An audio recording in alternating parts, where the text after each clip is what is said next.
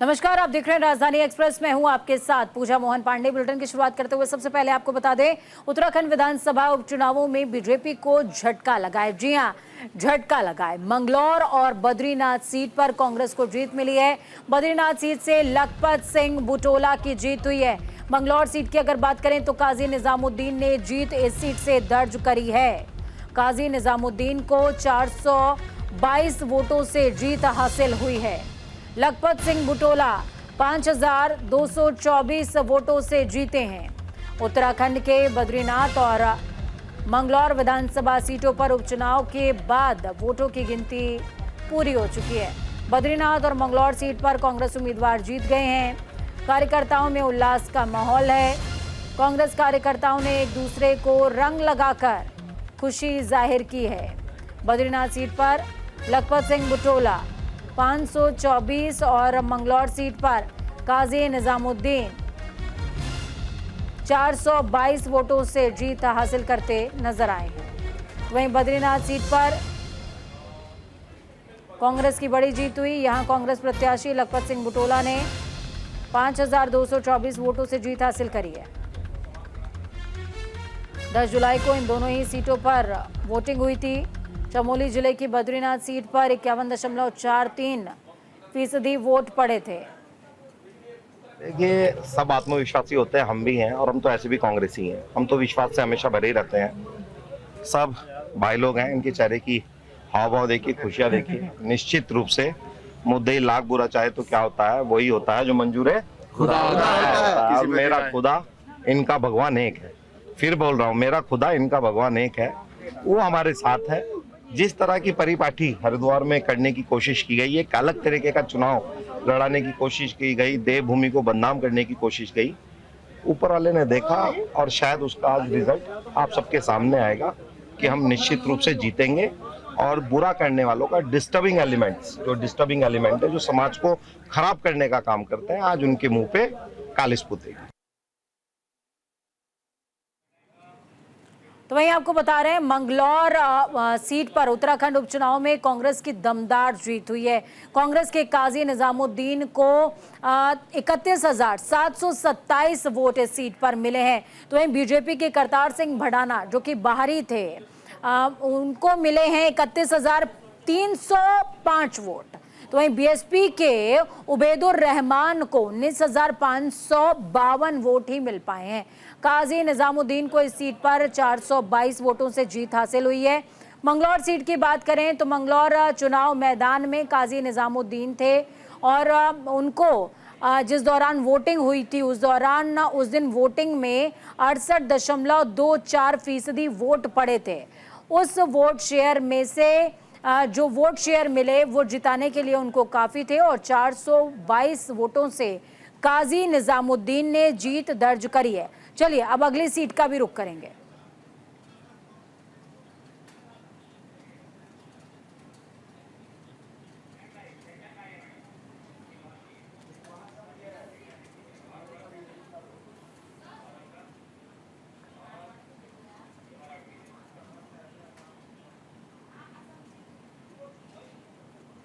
तो वहीं चलिए अब आपको बद्रीनाथ विधानसभा सीट के बारे में बताते हैं। इस सीट पर भी उपचुनाव था, इसमें कांग्रेस की जीत हुई है। लखपत सिंह बुटोला, जिनको बड़ी जिम्मेदारी मिली थी, बड़ी जिम्मेदारी के बाद उनको विधायकी के लिए भी मैदान में उतारा गया। 5224 वोटों से इन्होंने जीत हासिल करी है। इसके अलावा बद्रीनाथ सीट से चुनावी मैदान में लखपत सिंह बुटोला सीट पर थे, ताल ठोक रहे थे। राजेंद्र भंडारी को हार का मुंह इन्होंने दिखाया है। कांग्रेस से बीजेपी में शामिल हुए थे विधायक राजेंद्र भंडारी, लेकिन हार का मुंह इनको देखना पड़ा। बद्रीनाथ सीट पे अगर आप वोटों का समीकरण समझेंगे कि 10 तारीख को वोट कितने पड़े तो आपको समझ में आएगा। 51.43% वोटिंग हुई थी। तो बेहद दिलचस्प रहा बद्रीनाथ सीट का भी मुकाबला, जिसमें लखपत सिंह बुटोला ने जीत हासिल करी है।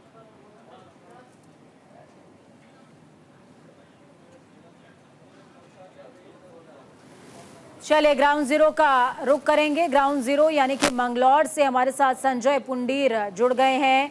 संजय, जिस तरीके से भडाना को मैदान में उतारा बीजेपी ने, किस बात पर इतना विश्वास था कि आखिरकार बाहरी जिसको नकार दिया पिछली बार हरिद्वार सीट ने आम चुनावों के दौरान, वहां अब कैसे एक्सेप्ट हो जाते भड़ाना?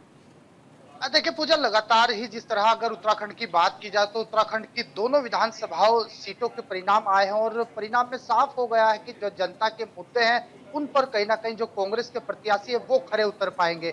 यही वजह है कि दोनों ही सीटों पर कांग्रेस ने अपना परचम लहराया है। हालांकि हमारे चैनल के माध्यम से समय समय पे लोगों से उनकी प्रतिक्रियाएं भी ली और लोगों ने साफ कर दिया था कि जो बाहरी प्रत्याशी है वो यहाँ के मुद्दे कैसे समझ पाएगा। हालांकि कहा यह भी जाता है कि जहां से सरदार सिंह भड़ाना जीतते हैं वो वहां दोबारा नहीं आते हैं। शायद यही वजह रही होगी कि लोगों ने उन्हें नकारा है और उन्हें हार का सामना करना पड़ा है। हालांकि इस जीत के बाद कांग्रेस के नेता और समर्थक जो है वो जश्न मना रहे हैं। आप देख सकते हैं तस्वीरों में, और हरिद्वार की जो मंगलौर विधानसभा है वहां भी तमाम जो कार्यकर्ता है, नेता है, वो जश्न में डूबे हैं। यानी उनका ये भी कहना है कि एक और जहां मतगणना के दौरान हंगामा हुआ था और कहीं ना कहीं उनका ये भी कहना था कि सत्ता का दुरुपयोग करने के बावजूद भी वो हार का सामना करना पड़ा है, ये उनके लिए शर्मसार है। अब देखते हैं कि किस तरह से। बिल्कुल संजय, देखिए इस बीच अनुज भी हमारे साथ में जुड़े हुए हैं। अनुज, बद्रीनाथ सीट लखपत सिंह बुटोला ने बहुत अच्छे मार्जिन से जीत हासिल करी है और कुछ ही दिनों पहले उनको राष्ट्रीय प्रवक्ता का खिताब मिला और भी अन्य जिम्मेदारियां दी गई थी, और अब कांग्रेस ने विश्वास जताते हुए उन्हें विधायकी का जो रण में झोंक दिया और वो इस पर खरे भी उतरे। बिल्कुल पूजा, जिस तरीके से चूंकि इस बार बीजेपी को जो दल बदल किया गया, जो वहां की दल बदल की राजनीति वो बीजेपी को मात दे गई। इस बार कांग्रेस के जो प्रत्याशी थे लखपत बुटोला, उन्होंने जीत हासिल करी और काफी अच्छे मार्जिन से वहां पे जीत हासिल करी है बद्रीनाथ सीट को लेकर के। हालांकि एक चीज और पूजा देखने को मिल रही है कि सोशल मीडिया पे एक चीज और ट्रेंड चल रहा है कि जब अभी 1 से 1:30 बजे के आसपास जब ये जीत मिली लखपत बुटोला को, तो अयोध्या से और बद्रीनाथ को ये जोड़ा गया है कि इस बार अयोध्या से भी बीजेपी को हार मिली है और विश्व प्रसिद्ध जो धर्म स्थल है बद्रीनाथ, वहां से भी बीजेपी को हार मिली है। बीजेपी की हार का कारण जो इस तरीके से देखा जा रहा है कि वहां पे जो राजेंद्र भंडारी थे, कांग्रेस के ही विधायक थे और उनको कांग्रेस छोड़ना भारी पड़ गया। वो लोकसभा चुनाव के ठीक पहले वो बीजेपी में शामिल होते हैं और शामिल होने के बाद बीजेपी उन पर अपना दांव खेलती है। लेकिन अब चूंकि अब हार और जीत जनता के हाथ में थी, जनता का जो फैसला था वो कांग्रेस के पक्ष में गया। लखपत बुटोला को उन्होंने अच्छे मार्जिन से जिताया, साथ ही साथ उन पर भरोसा भी जताया। कांग्रेस कार्यालय में खास तौर से हरदा प्रमुख इस बार बेहद खुश नजर आ रहे हैं। कांग्रेसी खेमा बेहद नजर खुश आ रहा है। राजधानी देहरादून में जो कांग्रेस कार्यालय है वहां पे जो है, जिस तरीके से वीडियो में आप साफ तौर पे देख सकते हैं कि जश्न मनाया जा रहा है, पटाखे जलाए जा रहे हैं कि कांग्रेस इस बार दोनों सीटों पे कांग्रेस की जीत हुई है। दोनों सीटों पे, चाहे मंगलौर सीट हो, काजी निजामुद्दीन की जीत हुई, और वहीं अगर बद्रीनाथ सीट की अगर बात करें तो लखपत बुटोला की जीत हुई। मंगलौर सीट में चूंकि बाहरी वर्सेस घरेलू का अंतर बहुत ज्यादा दिखाई दिया कि बाहरी का जो प्रत्याशी है वो यहाँ आकर के चुनाव लड़ रहा है आकर के और अपनी जीत का दावा भर रहा है। तो वहीं अगर बद्रीनाथ सीट की अगर बात करें तो बद्रीनाथ में क्योंकि इस बार दल बदल हुआ, ये राजेंद्र भंडारी को काफी ज्यादा डंट लगा है कि उन्होंने दल बदल किया और दल बदल के बाद इस बार उनको मुंह की खानी पड़ी। ठीक है अनुज, तो आपके पास वापस आती हूँ। इस बीच संजय जुड़े हुए हैं मंगलौर से हमारे साथ में। संजय, काजी निजामुद्दीन जो कि ग्राउंड पर एक्टिव भी नजर आए और बहुत ज्यादा कॉन्फिडेंट थे अपनी जीत को लेकर के, क्या मंगलौर का जो जातीय समीकरण था वो इस तरीके से था कि वो कांग्रेस के पक्ष में गया? क्या वो फैक्टर्स थे जो बीजेपी को पीछे ले गए और कांग्रेस को उन्होंने आगे लाकर खड़ा कर दिया?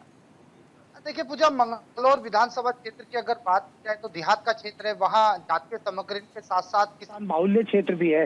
हालांकि इसको लेकर समय समय पर जो वहाँ के किसान हैं तमाम मुद्दे भी उठाते हैं और जो वहाँ के नेता हैं काजी निजामुद्दीन, वो लोगों से जमीनी स्तर से जुड़े हुए हैं। शायद इसी का फैक्ट है कि उनको वहाँ से जीत मिली है। इसके बीच में लगातार हमने देखा है कि वो बाहरी वर्चस्व की जो लड़ाई थी, जो लोगों का कहना था कि जो बाहर के व्यक्ति हैं वो यहाँ के मुद्दे नहीं समझेंगे, और ये भी एक बड़ा फैक्ट है। लोगों के के बीच शायद वो नहीं पहुंच पाए हैं। करतार सिंह भड़ाना जो उनको समय मिला है, उन समय में उन लोगों को भाप नहीं पाए हैं, लोगों की समस्याएं सुनकर उन्हें आश्वासन उस तरह से नहीं दिया है जिससे जनता ने उन पर भरोसा नहीं जताया है। हालांकि हमने देखा है कि परिणामों से पहले दोनों ही पार्टी के जो नेता है और समर्थक है वो काफी उत्साहित थे। जैसे जैसे परिणाम नजदीक आ रहे थे वैसे वैसे ही कांग्रेस के जो समर्थक है वो काफी उत्साहित होते दिखे हैं और यही वजह है अब जो कांग्रेस के नेता है वो ढोल नगाड़ों के साथ अपना जश्न मना रहे हैं। जी पूजा, बिल्कुल ढोल नगाड़ों के साथ अपना जश्न मना रहे हैं। अनुज, अगर बद्रीनाथ सीट की बात की जाए तो इस सीट पर कैसा माहौल देखने को मिल रहा है? बिल्कुल, कांग्रेस के जो कार्यकर्ता है वो बेहद खुश है क्योंकि उनके अपने क्षेत्र का इंसान जीता है। कांग्रेस के खाटी नेता रहे हैं लखपत बुटोला, प्रवक्ता के तौर पे भी रहे हैं, कई न्यूज चैनलों में वो बैठते भी रहे हैं प्रवक्ता के तौर पे।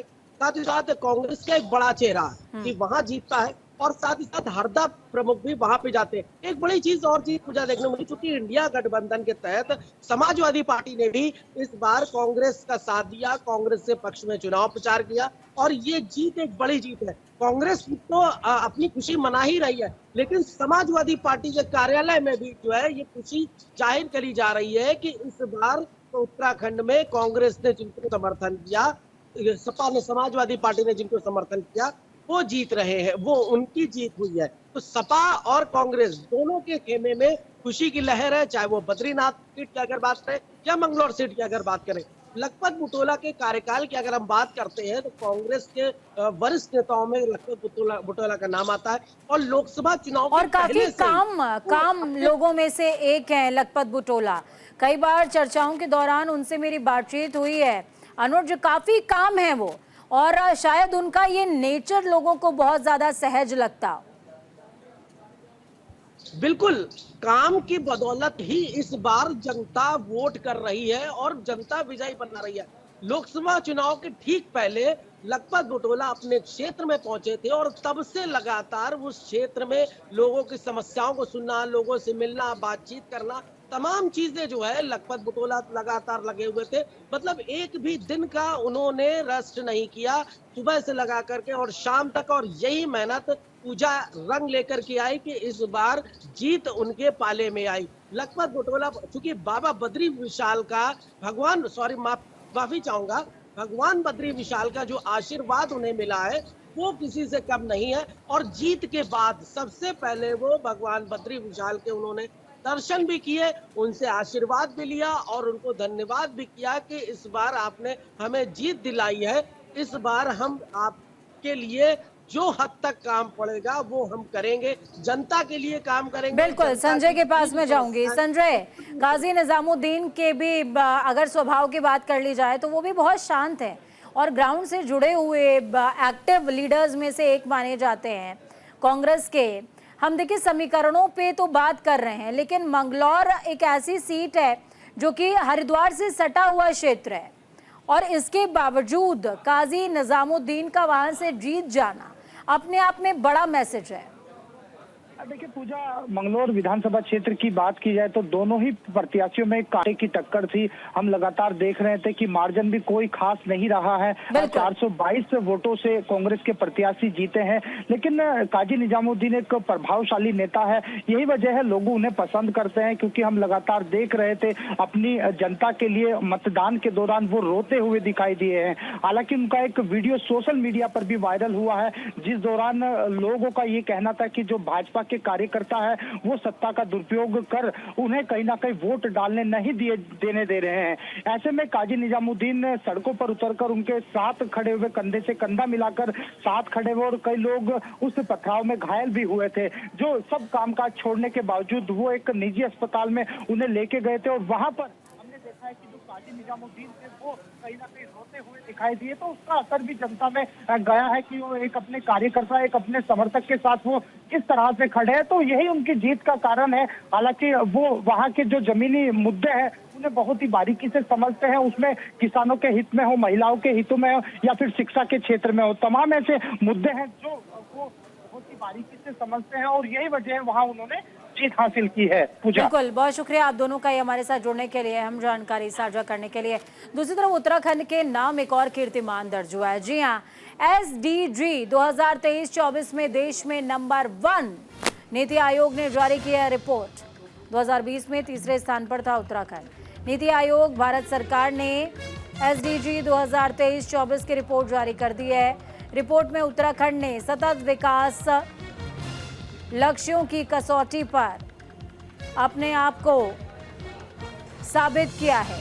खरा उतारते हुए पूरे देश में पहला स्थान हासिल कर लिया। नीति आयोग की साल 2023-24 की SDG इंडेक्स रिपोर्ट में उत्तराखंड में कई बड़े राज्यों को पीछे छोड़ दिया। इससे पहले वर्ष 2020 में प्रदेश तीसरे स्थान पर था। वहीं मुख्यमंत्री पुष्कर सिंह धामी ने कहा कि प्रधानमंत्री नरेंद्र मोदी के कुशल नेतृत्व में डबल इंजन सरकार के विकासोन्मुखी प्रयासों से आज उत्तराखंड अग्रणी राज्य बनने की दिशा में बढ़ा है। प्रदेश सरकार इकोलॉजी और इकोनॉमी के समन्वय के साथ विकसित उत्तराखंड की दिशा में निरंतर आगे बढ़ रही है। प्रदेश के देवतुल्य जनता के आशीर्वाद और सहयोग से ये उपलब्धि हासिल हुई है। बहुत ही उत्साहवर्धक है कि सतत विकास लक्ष्यों के प्राप्ति में उत्तराखंड हिंदुस्तान के श्रेष्ठ राज्यों में पहले नंबर के राज्यों में आया है। निश्चित रूप से हमारे प्रधानमंत्री आदरणीय मोदी जी के नेतृत्व में हमारी डबल इंजन की सरकार लगातार उत्तराखंड को आगे बढ़ाने के लिए काम कर रही है और हर दृष्टि से उत्तराखंड समेकित रूप से विकास की ओर आगे बढ़े, उसके लिए पूरा नियोजन और प्रबंधन किया जा रहा है। इसके साथ साथ आदरणीय प्रधानमंत्री जी ने जो बाबा केदार की भूमि से कहा था कि 21वीं सदी का तीसरा दशक उत्तराखंड का दशक होगा, ये आंकड़े बताते हैं कि हमारा राज्य उस दिशा में आगे बढ़ रहा है। मैं प्रदेशवासियों को सबको बधाई देता हूँ। चंपावत जिले के बनबसा क्षेत्र से एक शर्मसार करने वाली घटना सामने आई है, जहां बीते दिनों हुई बारिश से बाढ़ आ गई और बाढ़ से हुए नुकसान का आक्रोश गांव की ग्राम प्रधान विनीता राणा को झेलना पड़ा है। ग्राम प्रधान विनीता राणा के मुताबिक 10 जुलाई को प्रशासन की ओर से गांव में राहत सामग्री बांटी जा रही थी। ग्राम प्रधान के मुताबिक वहां मौजूद कुछ महिलाओं ने उन्हें पकड़कर जूते की माला पहना दी और जाति सूचक शब्दों का प्रयोग करते हुए उनका सार्वजनिक अपमान भी किया है। तो वहीं इस सार्वजनिक अपमान से आहत ग्राम प्रधान विनीता राणा ने बनबसा थाने में नामजद तहरीर दर्ज कराई है। ग्राम प्रधान की तहरीर पर पुलिस ने मुकदमा दर्ज कर लिया है। तो वहीं एसपी चंपावत अजय गणपति ने मामले का संज्ञान लेते हुए सीओ शिवराज सिंह राणा को मामले की जांच करते हुए आरोपियों पर कार्रवाई के निर्देश दिए हैं। इस घटना का वीडियो भी सोशल मीडिया पर वायरल हो रहा है। तो वहीं लोगों की ओर से इस घटना की निंदा की जा रही है।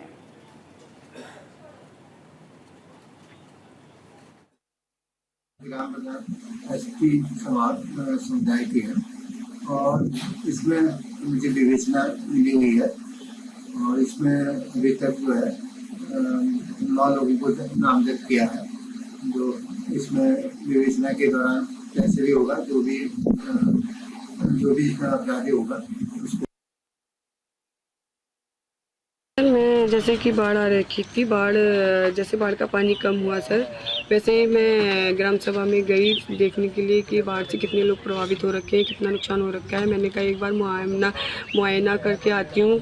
तो सर मैं उस जगह में पहुंची तो मतलब मेरे को गाली देना स्टार्ट हो गया। लोगों ने मुझे गाली देनी, ज़्यादा लोग नहीं है, कुछ लोग हैं गांव के लोग, पीछे से कुछ लोग बोल रहे हैं मत करो परेशान उनको, वो भी डूबे हैं, पर ये लोग उनको भी गाली दे रहे हैं। मतलब वो लोग नहीं मारे, उनकी सोची समझी साजिश थी। इन चीज़ों में मेरे को प्रशासन से कॉल आया था कि प्रधान जी खाद्य सामग्री वितरण हो रही है, कृपया आप भी आ जाइए। तो मैं उस आदेश को मैंने फॉलो करते हुए मैं तुरंत पहुंच गई, पर मैं उससे पहले पहुंच गई। मैंने सोचा ग्रामीणों को इकट्ठा करूंगी, खाद्य सामग्री दूंगी, मतलब उतना करने से पहले लोगों ने मुझे गाली देना स्टार्ट कर दिया, मेरे साथ बदतमीजी करनी शुरू कर दी।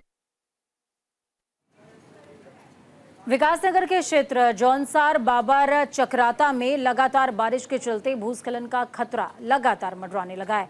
आफत बनकर बरस रही बारिश से क्षेत्र में बाढ़ जैसे हालात बन गए हैं।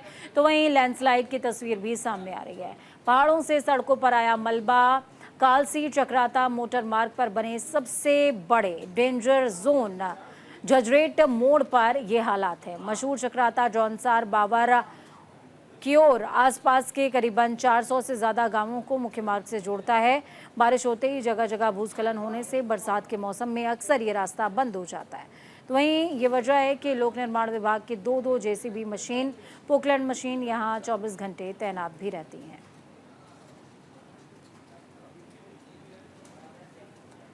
सैनिक कल्याण मंत्री गणेश जोशी ने अग्निपथ योजना को सक्षम सैनिक, सशक्त सेना और समर्थ देश बनाने की दिशा में क्रांतिकारी बताया। मंत्री ने अग्निवीरों को सीआरपीएफ, सीआईएसएफ समेत केंद्र सुरक्षा बलों में 10% आरक्षण देने की घोषणा के लिए आभार व्यक्त किया है। पार्टी मुख्यालय में सैनिक कल्याण मंत्री गणेश जोशी ने पत्रकारों से बातचीत में कहा, इस योजना के तहत युवाओं को अग्निवीर के तौर पर सशस्त्र बलों में सेवा करने का सुनहरा मौका मिल रहा है। उन्होंने कहा कि 14 जून 2022 को घोषित अग्निपथ योजना में 17 से 21 साल की उम्र के युवाओं को 4 साल के लिए भर्ती करने का प्रावधान है, जिसमें 25% अग्निवीरों को अगले 15 साल तक बनाए रखा जाएगा।